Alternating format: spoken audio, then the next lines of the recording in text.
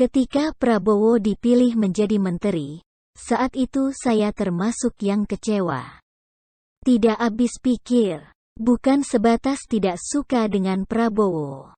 Tapi ini soal sejarah demokrasi di Indonesia yang bisa membentuk pola baru.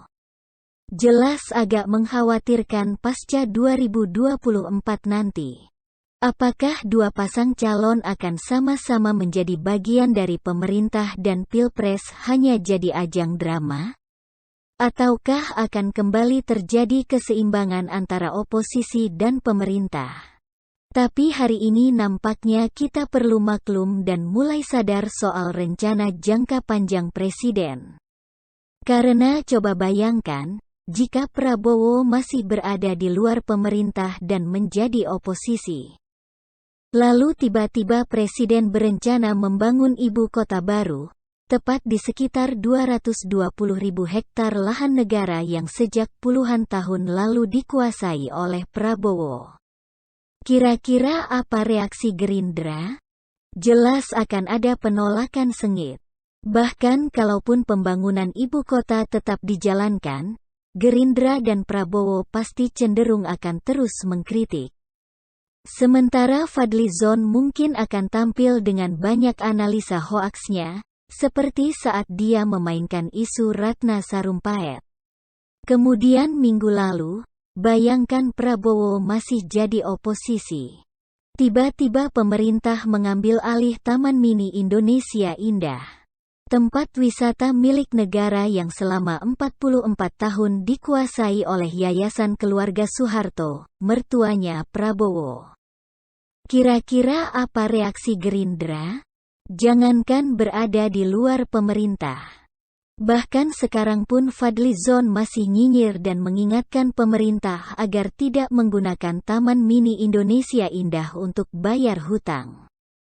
Tapi berkat Prabowo menjadi bagian dari pemerintah, semua rencana tersebut dapat terrealisasi dengan sangat halus, lembut, nyaris tanpa penolakan. Lalu yang terbaru, Presiden Jokowi membentuk tim debt collector untuk menagih hutang BLBI kepada belasan pengusaha, di mana salah satunya adalah Hashim Jojo Hadikusumo, adik dari Prabowo Subianto.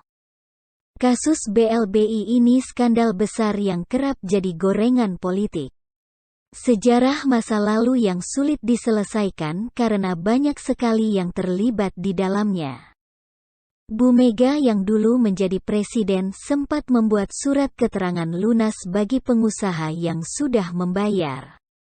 Tapi di publik, malah Bu Mega dianggap biang kerok dari BLBI. Padahal, aktor BLBI, dari gagasan sampai realisasi, itu terjadi di Soeharto dalam rangka merespon dampak krisis 98. Maka hari ini Presiden Jokowi coba menyelesaikan beban masa lalu itu. Menagih 108 triliun kepada para pengusaha yang dulu mendapat pinjaman dari pemerintah. Bayangkan kalau Prabowo masih di luar pemerintah, lalu adiknya ditagih hutangnya oleh pemerintah. Kira-kira apa yang akan dilakukan Prabowo? Minimal marah sambil gebrak-gebrak meja. Mungkin saja dengan semua ini Prabowo juga kesal dan terganggu. Tapi bagaimana lagi? Dia sekarang jadi menteri. Kalau melawan pasti dipecat. Sementara kursi menteri nampaknya menyenangkan, bisa dikawal pasukan beneran. Dibandingkan di Hambalang main presiden-presidenan. Pendampingnya malah orang kayak Amin Rais, jelas kurang menggairahkan. Sampai di sini, saya mulai berpikir bahwa penunjukan Prabowo sebagai menteri terlihat setimpal.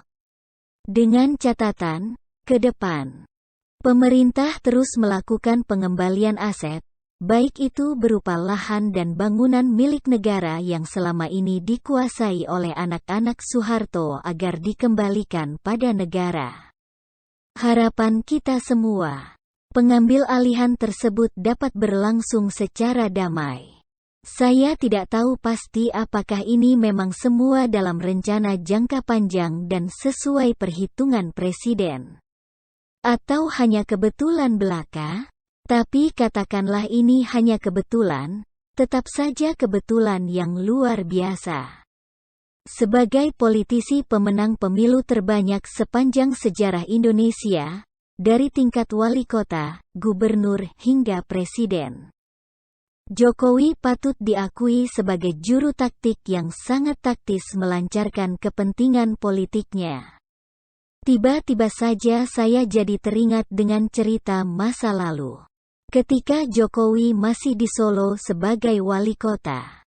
Saat itu Jokowi ingin melakukan relokasi pedagang kaki lima. Namun penolakan demi penolakan terus terjadi. Hal ini sebenarnya biasa saja. Terjadi di banyak kota. Tapi dengan pendekatan makan bersama yang dilakukan beberapa kali dan Jokowi hanya diam tak menyampaikan niatnya atau membahas soal relokasi. Beberapa kali mereka makan bersama. Sampai akhirnya para PKL itu sadar sendiri bahwa relokasi adalah pilihan yang tepat.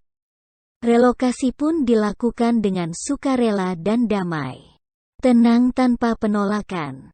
Padahal 3 wali kota sebelumnya tak mampu berbuat apa-apa terkait ini.